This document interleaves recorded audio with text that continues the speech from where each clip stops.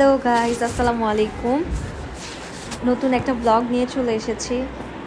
So আজকে তোমাদেরকে দেখাবো আমি সকাল থেকে সারাদিন কি কাজ করি, কি কোথায় যাই, কি করি। খুব কম বয়সে বিয়ে করে ফেলেছিলাম।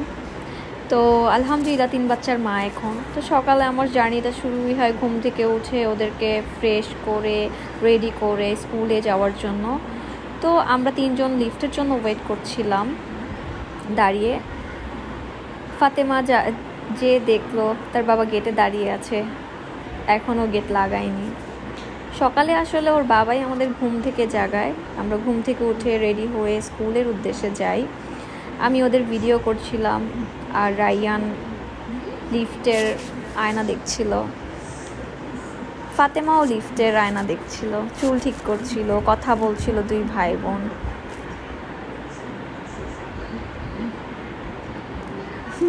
রাইহান খুব খুব স্মার্ট হয়ে চলতে পছন্দ করে। তো যাই হোক, আজকের দিনটা আমাদের প্রত্যেক দিনটা বেসিক্যালি আমাদের এভাবেই শুরু হয়। আর আমার ছোট ছেলে নূর, ও সবসময়ই বরাবরই সকালে ঘুমিয়ে থাকে ওর বাবার কাছে বা ওর দাদুর কাছেই রেখে যায়। আলহামদুলিল্লাহ আমার বিয়ে হয়েছে 13 বছর, শ্বশুর শাশুড়ি নিয়েই আছি। যাই হোক, লিফট থেকে চলে আসলাম, এখন যাচ্ছি স্কুলের উদ্দেশ্যে। তো আমি বারবার ফাতেমাকে বলতেছিলাম পিছনে ঘুরো, আমি ভিডিও করছি তোমাদেরকে। আর ওরা আমাকে খুব সাপোর্ট করে। বেসিক্যালি আমার বেস্ট ফ্রেন্ড বলতে ও আমার 3 বাচ্চাই, আমার মেয়ে হচ্ছে সবচেয়ে বড় বেস্ট ফ্রেন্ড। তো ওরা দৌড়াচ্ছিল কে কার আগে যেতে পারবে। তো যাই হোক, আমরা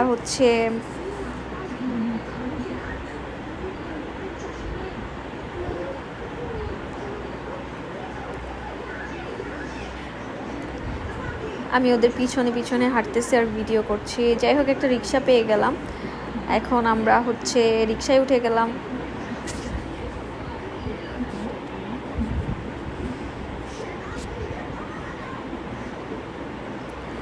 ওরা যে স্কুলটাতে পড়ে, স্কুলটা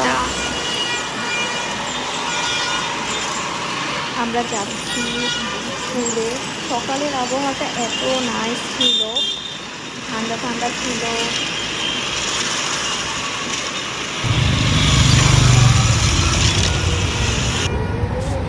যাই হোক, যাচ্ছি এখন। দিয়ে দেন আমরা স্কুলে নামিয়ে দিয়ে আমি আবার বাসায় ব্যাক করছি তাড়াহুড়া করে, বিকজ নূরকে তো আমি বাসায় রেখে যাই। তো ওদের সাথে আমি স্কুলে স্টে করি না। তো এই সকালের আবহাওয়াটা এত নাইস ছিল, এত সুন্দর ছিল। এখানে স্কাই লাউঞ্জ দেখা যাচ্ছে। আমার এখানে যে কারো মন খারাপ থাকলে বের হলে ভালো হয়ে যাবে। এখানে অনেক সুন্দর সুন্দর শপিং মল আছে, ফুড কোর্ট আছে, খাবারের দোকানগুলো আছে, যেখানে আপনারা সব রকমের খাবার ইজিলি পাবেন হাতের কাছে আমার বাসা থেকে বের হলেই।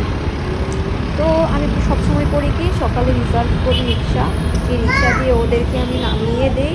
ওই রিক্সা দিয়ে আমি আবার ঠিক বাসায় চলে যাই খুব শর্ট টাইমের মধ্যে। তো আমার বাসায় যেতে অলমোস্ট আর 3 মিনিট লাগবে, বেশিক্ষণ টাইম লাগবে না। স্কুল থেকে বাসা মিনিমাম 10 মিনিটের মতো লাগে যেতে, 10 মিনিটের মতো আসতে লাগে। রিক্সায় গেলে আরও কম টাইমই লাগে।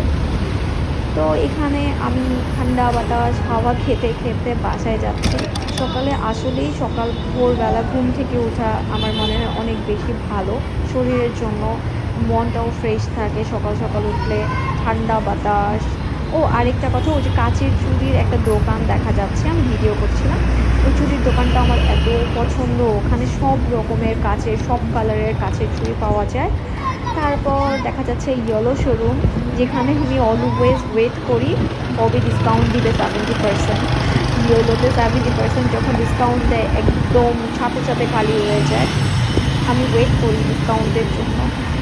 তো মোড় ঘুরছে রিক্সাটা, এই তো। দেন এখন পালা হচ্ছে, বাসে চলে আসলাম। এত বৃষ্টি। রাইয়ানের ছুটি হয় 10টার দিকে। তো আমি বের হব, এখন দেখি এত পরিমাণ বৃষ্টি, লিফটের জন্য ওয়েট করছিলাম। আর বৃষ্টির একটা শ্যুট নিচ্ছিলাম। এত সুন্দর লাগছিল আমার বাসা থেকে। আমার বাসা আসলে 14 তলায়। সো উপর থেকে না ভিউগুলা খুব নাইস লাগে দেখতে। বৃষ্টির ভিউটা আমি ক্যাপচার করছিলাম। আমার কাছে বৃষ্টি প্রচুর পছন্দ, অনেক পছন্দ। খুব কম বয়সে বিয়ে করেছি। অনেক কিছু আসলে জীবনের অপূর্ণতা রয়ে গেছে। অনেক কিছুই চাইলেই পারি নাই। প্রচুর বৃষ্টি ছিল, ভিজে গেছিলাম। তো ভিজে ভিজে বাচ্চাকে স্কুলে আনতে যাচ্ছিলাম। আর টেনশন হচ্ছিল, অনেক লেট হয়ে গেছিলো আজকে আনতে যেতে। তো আমি জাস্ট বলছিলাম রায়ান কি মন খারাপ করে ক্লাসে বসে আছে নাকি, মিসকেও কল দিচ্ছিলাম না, জাস্ট তাড়াতাড়ি যাওয়ার চেষ্টা করছিলাম। তো ঠিক সেম গলি, সেম রাস্তা, সেম সব কিছু, জাস্ট রিক্সা দিয়ে যাচ্ছি ওকে আনার জন্য। আর আমার মেয়ের ছুটি হয় 12:30টার দিকেও, টিচারের কাছে স্কুলে পড়ে। একদম ওর ছুটি, ওকে আনতে আনতে আমার 2টা বাজে আবার যেতে হয়। তো আমার সারাদিনে 3-4বার স্কুলে যাওয়া আসা করা লাগে, 3-4বার 5বার এরকম। এত পরিমাণ বৃষ্টি ছিল, পাশে রাস্তায় মানুষজন দাঁড়িয়েছিল, কিছু লোক দৌড়ায় যাচ্ছিল, মানে 1 সেকেন্ডের মধ্যে গা ভিজে যাচ্ছিল সবার। এত পরিমাণ আজকে বৃষ্টি, আলহামদুলিল্লাহ, আল্লাহর রহমত। তো যাই হোক, আমি বরাবর স্কুলের কাছাকাছি চলে এসেছি। আর মাত্র 2 মিনিটের মতো সময় লাগবে।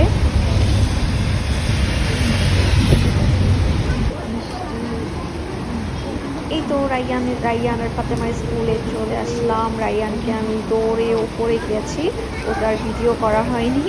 উপরে যে ওকে ক্লাসরুম থেকে নিয়ে এসে আমি ওদের স্কুলের করিডোর দিয়ে নিয়ে যাচ্ছিলাম যেন ভিজে না যায়। আমার কাছে ছাতা ছিল না। তো ওখানে আস্তে আস্তে ওকে নিয়ে হাঁটতে হাঁটতে জাস্ট বের হচ্ছে স্কুল থেকে। রায়ানকে বলছিলাম রায়ান তুমি সামনে যাও, তোমার পিছন সাইড আমি ভিডিও করি। ও আজকে আসছিল তো অ্যান্টিনে। আসসালামু আলাইকুম, টাটা, বাই।